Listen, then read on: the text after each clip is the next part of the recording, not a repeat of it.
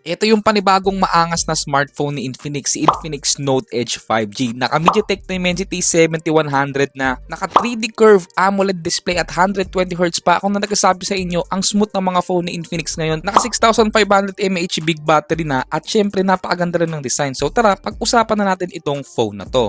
Yo, what's up guys? Welcome back to my YouTube channel. So ngayon, another day, another smartphone. So may panibago na naman tayong re-reviewin na phone from Infinix. Syempre hindi nagpapatalo si Infinix pagdating sa mga sulit na smartphone. And this one, ito yung bagong entry nila ngayon which is si Infinix Note Edge. Sa tingin nyo, ito ba ibilong sa budget or mid-range category? Masyado pa kasing maaga guys. Pero itong isang to, is pagkapunta pa lang sa akin, is tuwang-tuwa na ako sa design niya. Ang ganda guys, oh. Wow. So pumunta muna tayo sa build quality ng phone na to. Meron tong plastic back, plastic frame, and glass front. Pero ang napansin ko dito napunta sa akin, meron siyang parang leather matte finish sa likod. Depende siguro sa kulay, pero itong green na to, napakaganda ng kulay guys. And then yung pagka-curve ng display niya sa harapan, hindi siya OA na curve, pero ang sexy tignan. Tignan nyo naman guys, oh.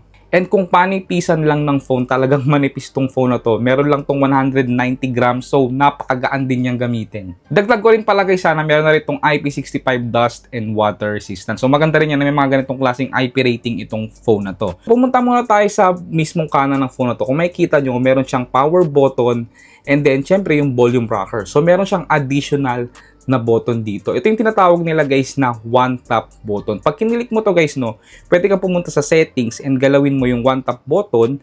And ayun, ilo-long press mo lang, pwede mo siyang i-customize to camera, flashlight, Folax, o kung ano pa man. Pero ang pinili ko guys yung Folax para mas nakagamit ko yung mismong assistant. Sa bandang taas naman guys, andito yung additional speaker, yung mic, yung IR blaster, and makikita nyo may nakalagay dyan na sound by JBL, which is paparinig ko sa inyo mamaya sa speaker test.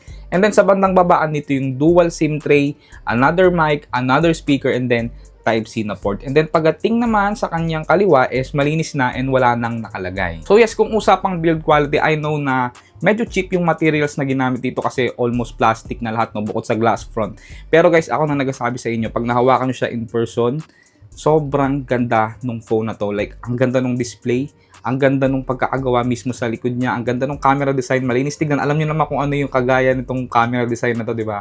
Pero yes, sa personal, hindi siya mukhang cheap and maganda yung design ng phone na to. Okay, so pumunta naman tayo guys sa display ng phone na to. Meron tong 6.78-inch 3D curve na AMOLED display. Ito alam ko yung iba ayaw na talaga sa mga curve display.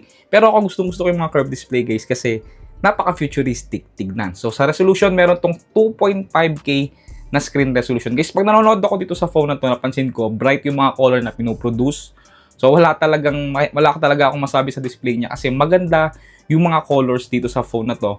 Plus, ang maganda rito guys, meron rin siyang 2160Hz PWM din. So maganda rin yan na may mga ganitong klase ng protection itong phone na to. And then pagdating naman sa protection niya guys, meron na tong Corning Gorilla Glass 7i protection. Alam ko may mga ganitong klase ng protection to guys, pero kilala nyo naman ako, maingat ako sa phone and ayokong i-testing agad yung phone ko pagdating sa mga ganyang protection. Yung for example, yung iba drop test agad, pinumpok-pok agad kasi alam nyo naman guys na maingat ako sa aking phone, di ba? Maganda rin dito, naka Widevine L1 na rin siya. So talagang maaasahan nyo na kahit saan kayong streaming platforms manood, and naka Full HD Plus yan. So again, sa display settings, pwede nyo naman i-adjust yung kanyang mga color scheme, yung kanyang refresh rate, and again guys, ako palagi kong sinasagad sa 120Hz. And pagdating naman sa kanyang brightness, yung typical brightness niya guys is 700 nits, pero kaya nitong umabot up to 4,500 nits of peak brightness. Yun yung nagustuhan ko dito guys, kahit outdoor or direct sunlight,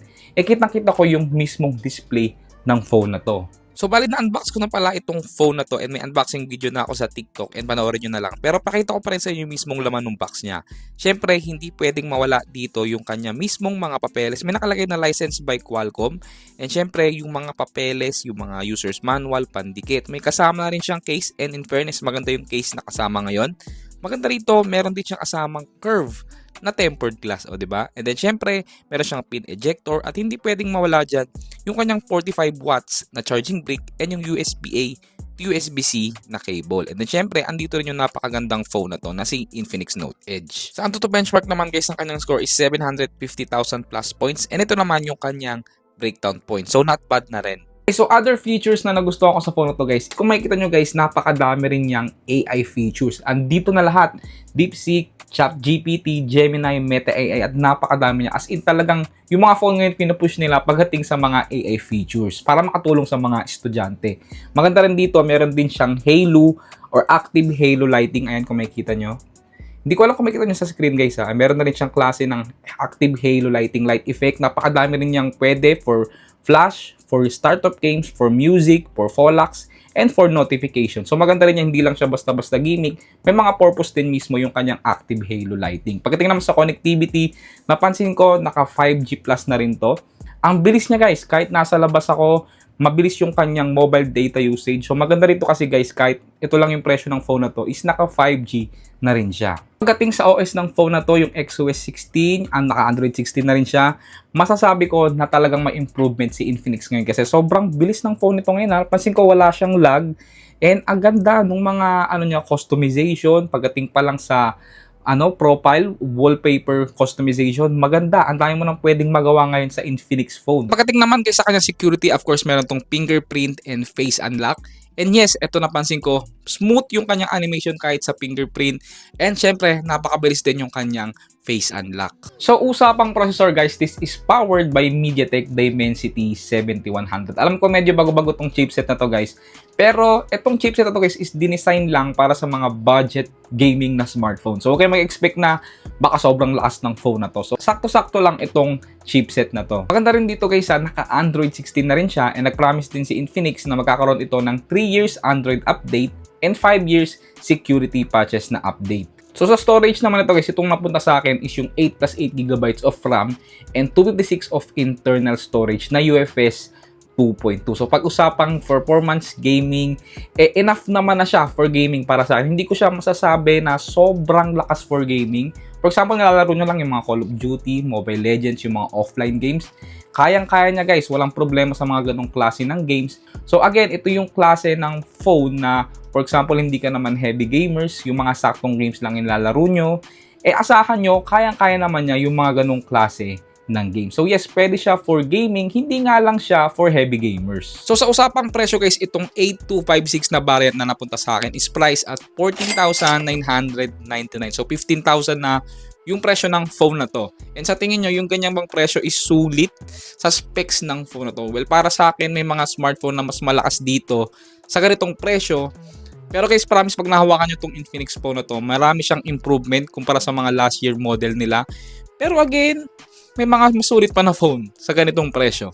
Okay, so usapang speaker guys, ang maganda rito, kung mapapansin nyo, meron siya nakalagay sa taas na sound by JBL. And then syempre dual speaker yan. Meron din syempre sa baba. Ako, ang napansin ko sa speaker niya is malakas pero may kulang pa rin guys, no? Pero parinig ko pa rin sa inyo. Tablet na nagustuhan ko ngayong 2025. By the way, this is the Infinix XPad 20 na napakadami lang namang AI features na sobrang gagamit lalo ng mga students. And ito halos 2 weeks ko nang gamit tong tablet na to. Ngayon gusto kong i-share sa inyo yung naging experience ko dito sa tablet na to.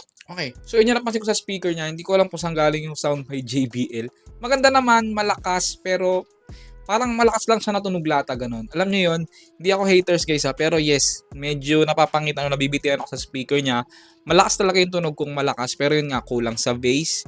And para talaga siyang tunog lata. So usapang camera naman, meron tong 50 megapixel na main camera. Alam ko mukha na naman siyang parang dalawang camera, pero yes, isang camera lang yan. Meron din tong 13 megapixel na selfie camera. Pagdating sa video recording, it can record up to 2K at 30 FPS both front and back. So pag-usapan natin yung mga picture na nakuha namin guys.